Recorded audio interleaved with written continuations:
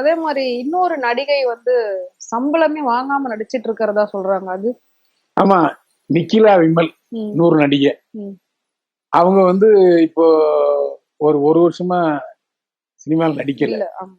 இப்போ திடீர்னு ஒரு கம்ப்ளைண்ட் என்ன சொல்றாங்கன்னா, நான் கடைசியா நடிச்ச 4 படங்களுக்கு இப்போ ப்ரொடியூசர் சம்பளமே கொடுக்கல. நான் பல முறை கேட்டேன், நொந்து போய் விட்டுட்டேன்.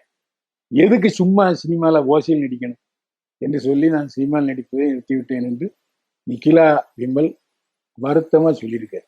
அவ்வளவு கோடி கோடியா படம் எடுக்கிறாங்க சார். பணம் போட்டு ஒரு நடிகைக்கு சம்பளம் கொடுக்க முடியலன்னா அது காரணம் என்ன? இதுல சம்பளம் கொடுப்பதற்கு ஒரு விஷயம் இருக்கு. அந்த நடிகை ஒப்பந்தமாகும் பொழுதே ப்ரொடக்ஷன் மேனேஜர் சில விஷயங்களை சொல்லுவார் நடிகைட்ட.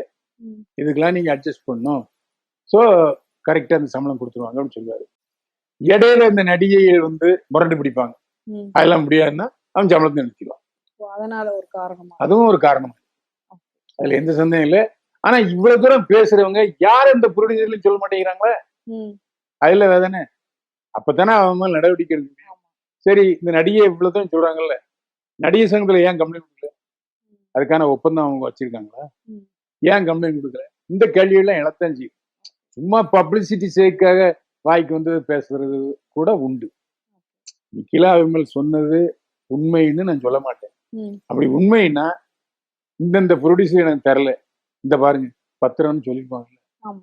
சும்மா பொத்தாம் போகுல போற போக்குல உறுதி அடி வாரி தூக்கி போன என்ன? So, நடிகர் சங்கத்துல இருந்து ஒரு பிரச்சனைக்கு முன் வராங்க அப்படின்னா நம்ம வந்து அதுல உறுப்பினரா இருந்தா தானே சார் நம்ம வந்து அதை அணுக முடியும். அது ஒரு விஷயம் இருக்குல்ல. இல்ல, மேக்சிமம் ஒரு 2வது படத்துக்கே நடிகர் சங்கத்துல இருந்து சேர்ந்துடணும். சேர்ந்துடணும். ஏன்னா அப்ப நல்ல சம்பளம் வாங்கிடுவாங்க. ம், ப்ரொடியூசர் அதுக்கான காசு கட்டிக்கும். ஒரு சிலர் தான் சேராம இருப்பாங்க. ம், ம், ஆனா அப்புறம் மறுபடியும் எல்லாரும் சேர்ந்துருவாங்க. அது புறமொழி நடிகர்களா இருந்தாலும் ம். அதான் சட்டம், சேர்ந்துருவாங்க.